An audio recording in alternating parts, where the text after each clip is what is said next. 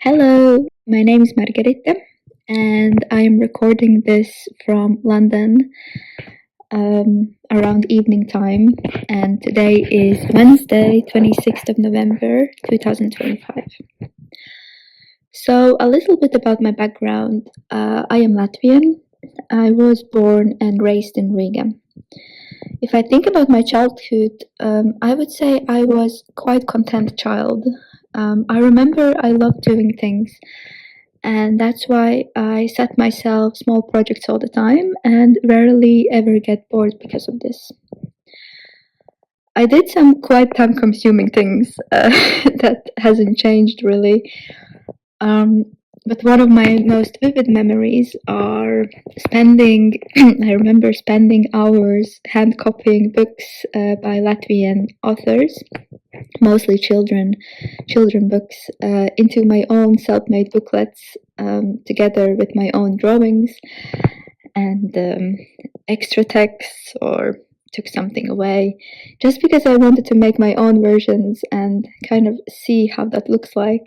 I also played with dolls and wrote stories about them, imagining their family trees, personalities, relationships. I was really living in a fantasy world for a very long time, and perhaps because of this, even now I am able to work for long hours, as I often lose myself in the process and shift into daydreams as I create.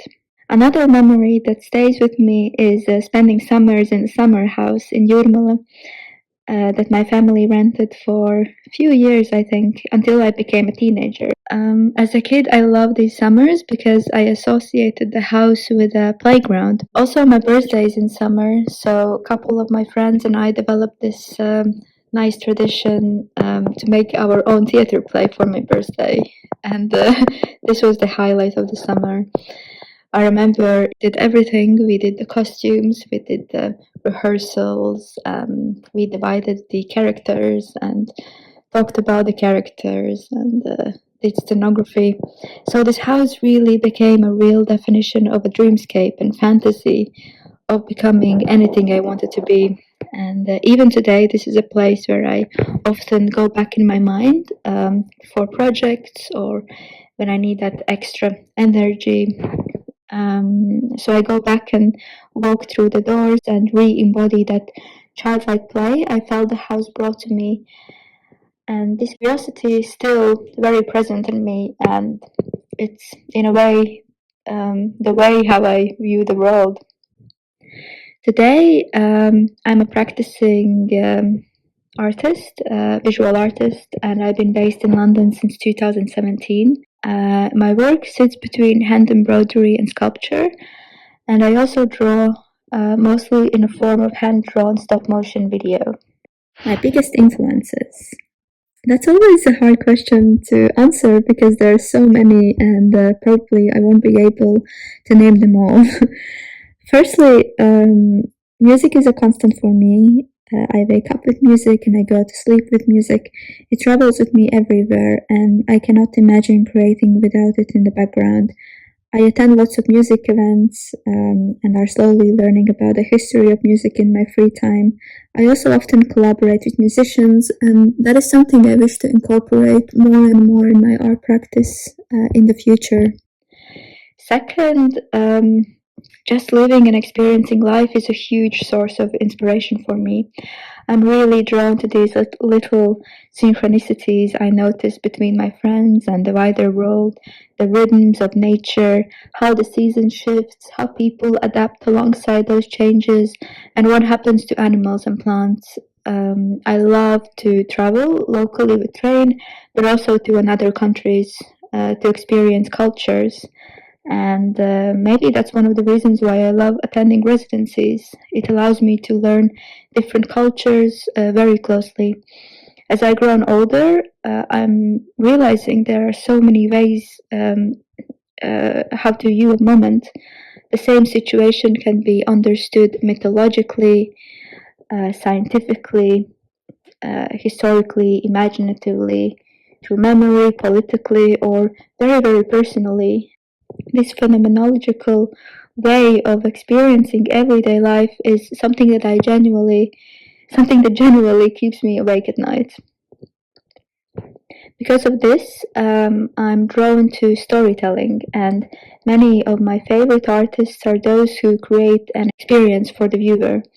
Amongst contemporary artists, Lubaina Himid, Mike Nelson, Zineb Sadira, William Kentridge, and Paula Rigo are just a few who inspire me. I love how they use literature and theatrical environments into their work in ways that transport me to another dimension. I'm also very drawn to Anna Zamankova, artists whose paintings are almost alien-like plant forms, and they create such a rich and colorful universe. Film is another big influence for me. I watch a lot of cinema. To name a few, Pedro Almodovar and Ruben Östlund are directors I like due to their complex storylines, interpreting human relationships, leaving the viewer in open-ended questions at the end. I'm especially inspired by the early pioneers of poetic cinema like Maya Deren, Louis Buñuel, Chris Marker, Jean Cocteau, and Sergei Pariano. In the contemporary field, I really admire Rosalind Nashashibi. I love the way how her mind works, and I follow her practice for her poetic scenography and the way how she captures the quietness within the mundane. I'm also influenced by the outsider art movement. I adore how those artists made work in such a pure and instinctive, emotional way, often with whatever materials they had at hand. Tissues, scraps, bits of fabric, found objects. This approach to transforming everyday material has shaped also the way how I think about making and objects themselves.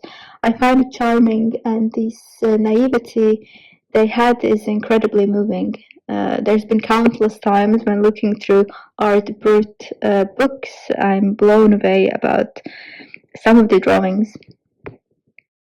What am I doing at the moment?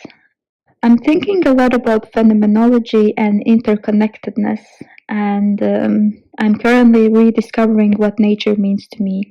A few months ago, I caught myself reflecting on breath and sleep, and I realized that every living organism breathes in some form, and there's something very communal and unifying about that.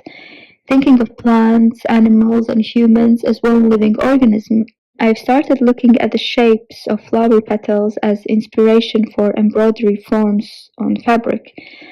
As I think about breath and sleep, some of these sketches I'm making are becoming a bit surreal, almost as if they were created mid-daydream, mid-sleep. They mix a little bit of real petal structure and a bit of imagination.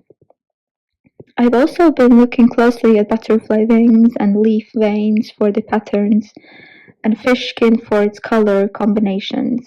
At the same time, I'm in a phase where many of my projects for this year has come to an end because it's December and New Year is coming. So I'm allowing myself the pleasure of reflecting on everything I've done in the past over this year. While doing this, I finally started reading some new books, like the Earthsea trilogy by Ursula Le Guin, along with a few others. What is the biggest challenge of being an artist? For me personally, it's about allowing myself to rest and not stress so much about the next step. Even though I'm the type of person who likes to juggle 10 projects at once, it's very easy to open social media at the end of the day and see all the amazing things people are doing, and suddenly noticing I've started to compare myself with others, and that's never a good idea. So I remind myself that with some resting, I'm not going to miss out on anything, and we all have our own journey, of course, that actually requires fresh mind, space, and time. If I had to give advice to my younger self, I would say go out and meet other people in the arts community and do things together. Put exhibitions in flats or whatever place that's accessible, really. I would also say that the best investment is in yourself and developing your skills. So I would encourage myself to learn as much as possible. Sometimes even skills that seems unrelated to your practice can turn out to be incredibly valuable later on, transforming your work in unexpected ways. I would also advise seeing as much as you can museums, exhibitions, talks, discussions, and to immerse yourself in a constant whirlwind of inspiring environments. Take those moments home, put them on your wall in a box or stick them in a notebook. Travel solo and reflect in your journal, but also take your friends by the hand and travel with them. Have I ever tried any unconventional mediums or techniques?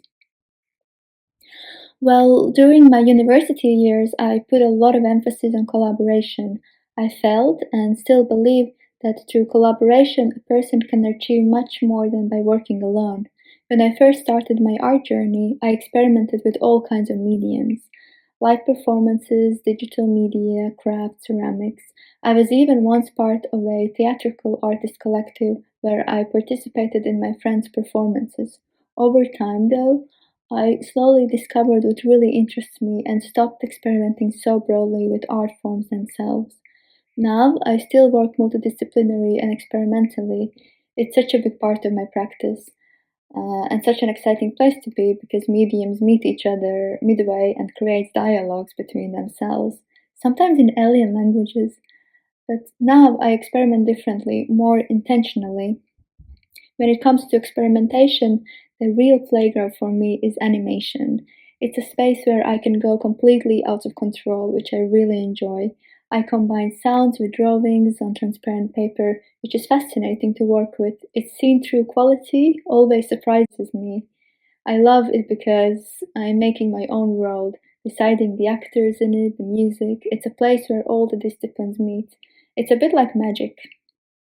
The most memorable reaction somebody has shared with me was over an Instagram message during COVID times.